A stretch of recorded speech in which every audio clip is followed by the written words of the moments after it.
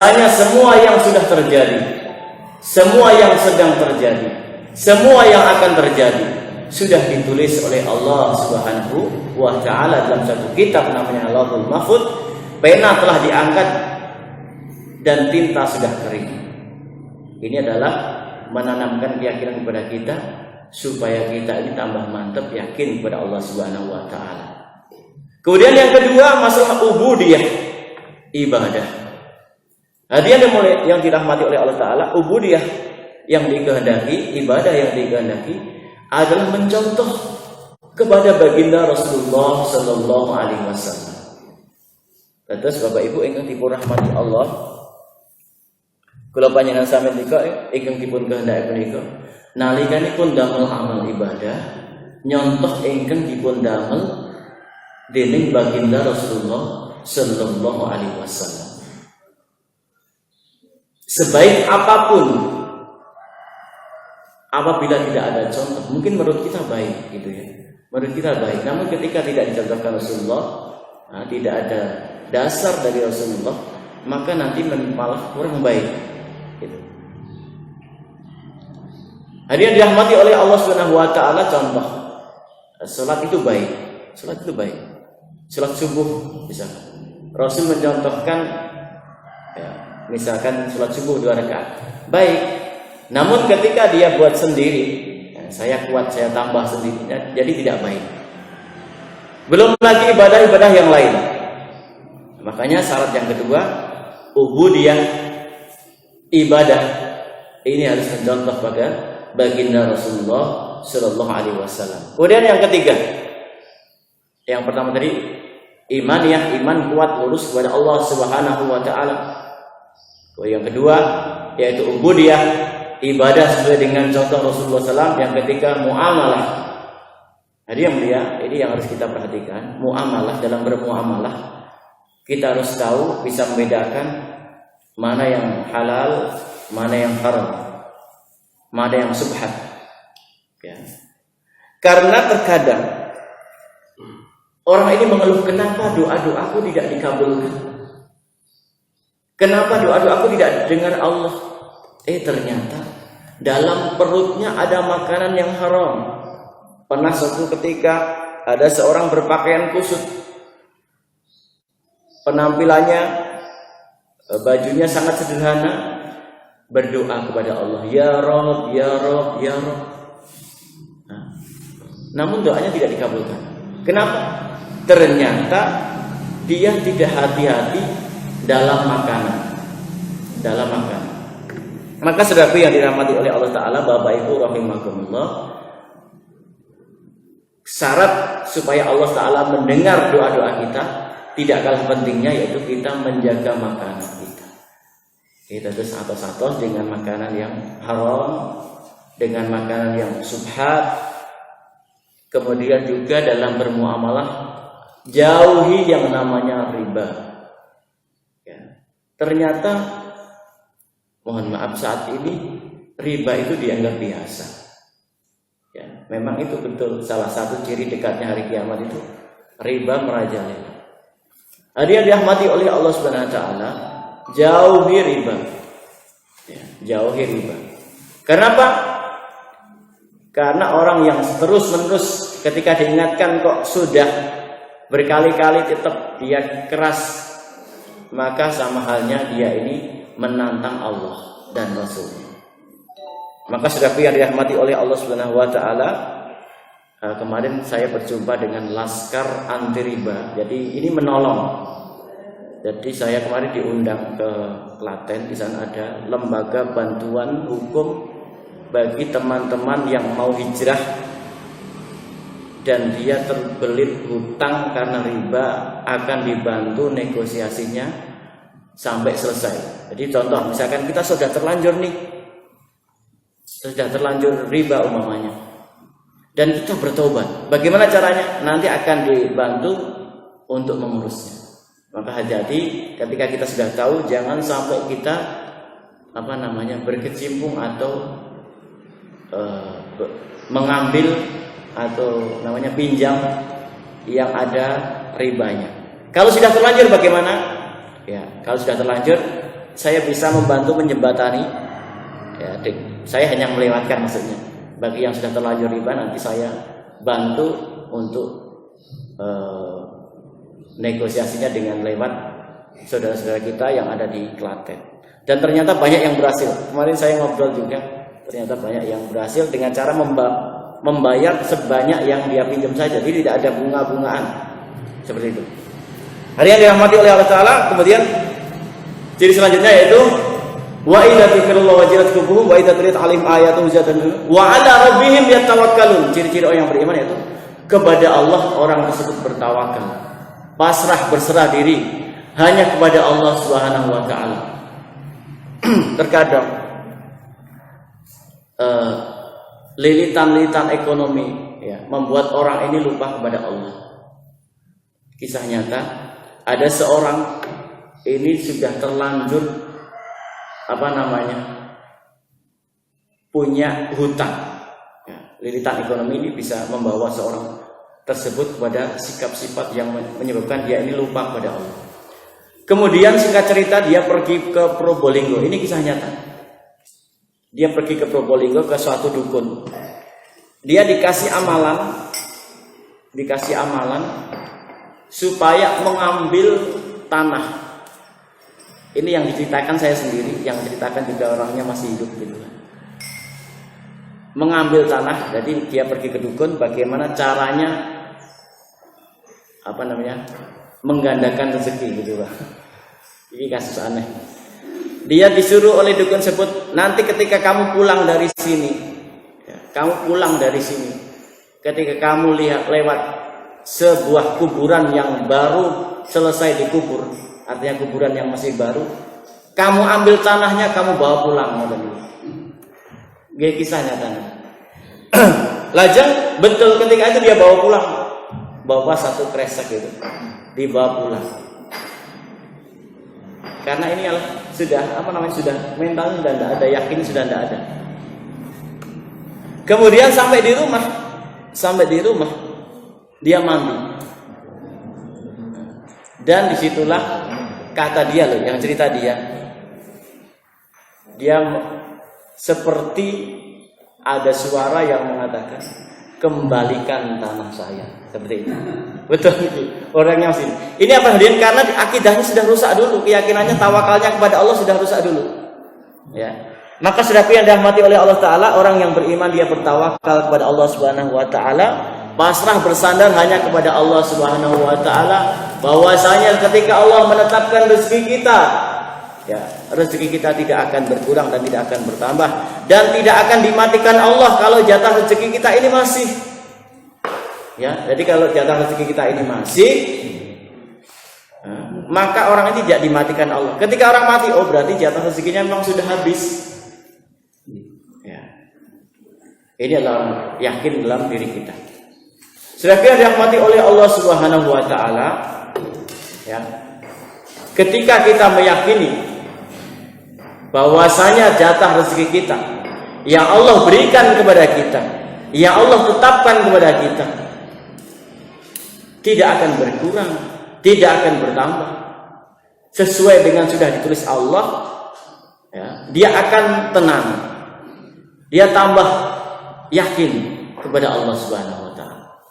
Namun tatkala orang ini gundah, nek aku ora wangi lembur-lembur, ora begini, ora akhirnya ibadah terlupakan. Ya, kebanyakan kan begitu. Nah, saya nggak akan sholat sebelum semua mentas anak-anakku. Ya.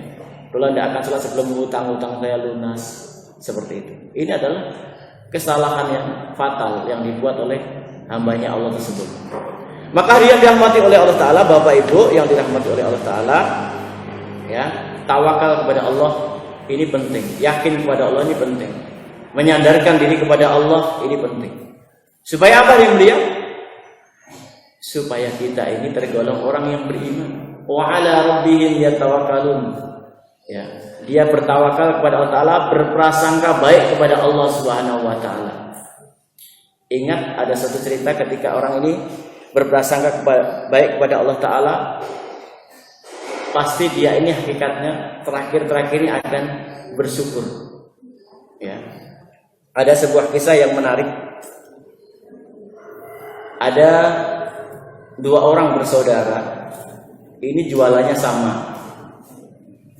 sama, yaitu jualan tape, tipikul dua-duanya. Di suatu pagi setelah sholat subuh, ya, setelah sholat subuh, dua orang pedagang tape tersebut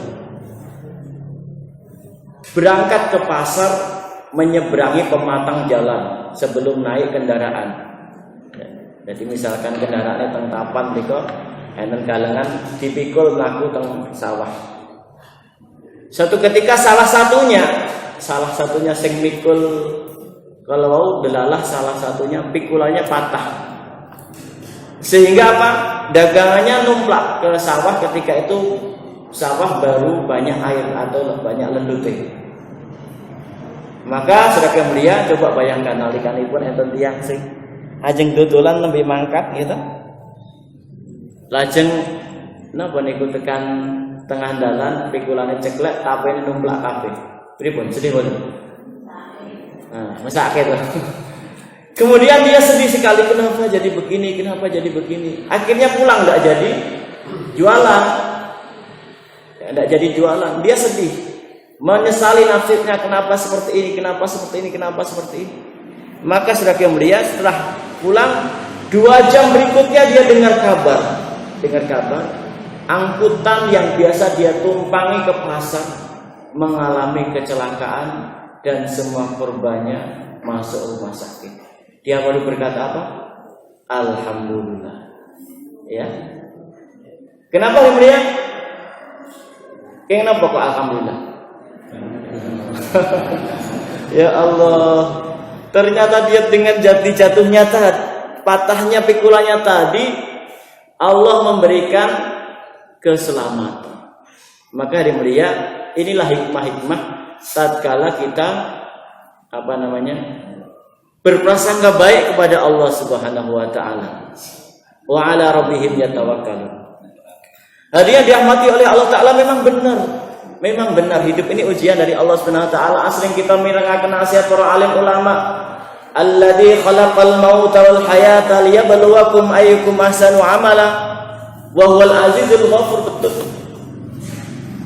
Ternyata Allah Subhanahu wa taala damel kula panjenengan menika teng alam dunia menika ingin diuji Allah Subhanahu wa taala. Siapa-siapa yang paling baik amalnya, siapa-siapa yang pantas ditempatkan surga Allah Subhanahu wa taala, ini semua sudah diseleksi oleh Allah Subhanahu wa taala. Semua sudah dalam pilihannya Allah Subhanahu wa taala. Ya. Siapa-siapa yang pantas masuk surga, siapa-siapa yang pantas masuk neraka. Ini ternyata seleksinya di dunia ini. Saudara yang mulia, ada sebuah tafsir. Tafsir ini perumpamaan. Tamsil ini bukan tafsir ya. Tamsil ini suatu perumpamaan, dan perumpamaan ini bisa kita ambil ibrah, bisa kita ambil pelajaran dari kisah tersebut. Ada seorang raja.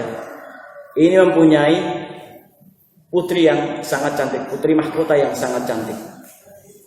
Dan sayangnya raja ini sudah tua. Kemudian raja ini pingin nanti putrinya ini menikah dengan siapa yang pantas menduduki jadi putra mahkota. Dia ingin mencari pemuda siapa yang pantas kira-kira yang menduduki sebagai penggantinya nanti yang akan dinikahkan dengan putrinya. Maka raja tadi mengadakan sayembara. Dia menyuruh menteri-menterinya. Dia menyuruh orang-orang terdekatnya untuk mengumumkan bahwasanya dicari seorang pemuda yang gagah, yang berani, yang nanti akan dinikahkan dengan putri mahkota raja. Maka betul begitu sayembara dibuat. Tidak begitu lama di depan istana ini sudah penuh orang yang ingin ikut sayembara tersebut. Hadirin dirahmati oleh Allah Ta'ala. Kemudian ketika semua orang sudah kumpul, ya, orang yang mau melamar itu sudah kumpul di satu tempat,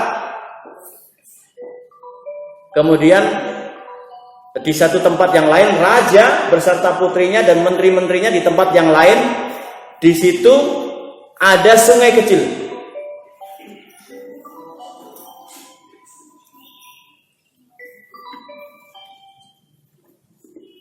Ya, mohon maaf. Jadi ketika itu sudah kumpul banyak orang, raja di sebelah dibatasi dengan sungai kecil. Kemudian saudara dirahmati oleh Allah Subhanahu wa taala, ya. Ketika itu raja membuat pengumuman. Jadi raja di depannya sungai, di depannya halaman luas. Ini banyak orang yang ingin ikut sayembara tersebut, ingin dinikahkan dengan putri raja tersebut.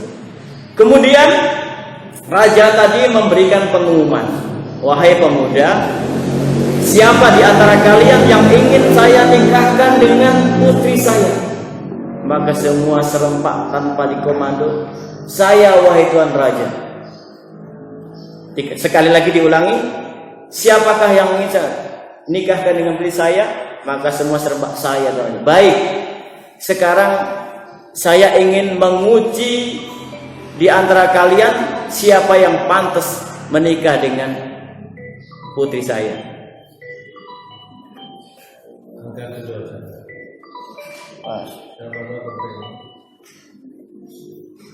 Assalamualaikum. Waalaikumsalam warahmatullahi wabarakatuh.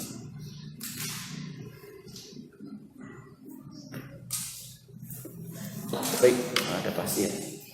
Tetapi ada yang mati oleh Allah, saya lanjutkan.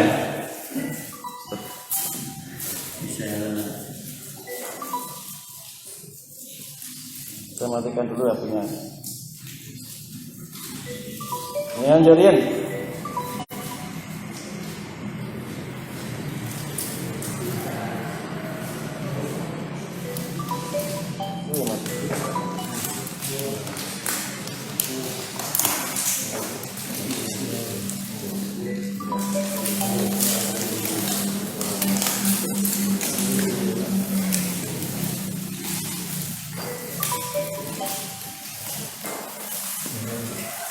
Baik, sambil diminum, saya lanjutkan sedikit kisahnya.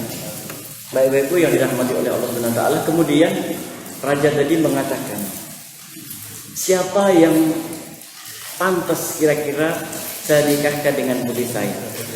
Maka semua semangat. Maka ketika perlombaan akan dimulai, ya, di depan sungai tadi, raja memerintahkan kepada menteri, wahai menteri, keluarkan buaya-buaya yang ada di kandangnya. Kemudian satu persatu buaya dikeluarkan.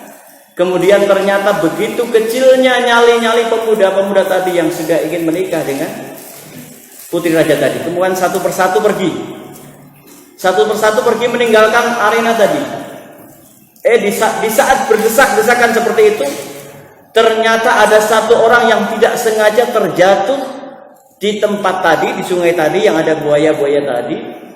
Kemudian dia berenang sejadi-jadinya, ya, karena buaya juga membayangi harta itu putri raja. Namun syaratnya harus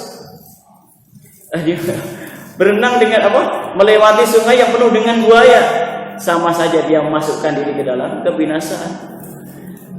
Lajeng Bapak Ibu rahimakumullah, singkat cerita ada seorang pemuda tadi karena berdesak-desakan ingin segera pergi, terjatuh dalam sungai tadi dan dia berenang sejadi-jadinya. Akhirnya malah dia berhasil melewati jembatan tadi dan di sana diterima oleh raja tadi.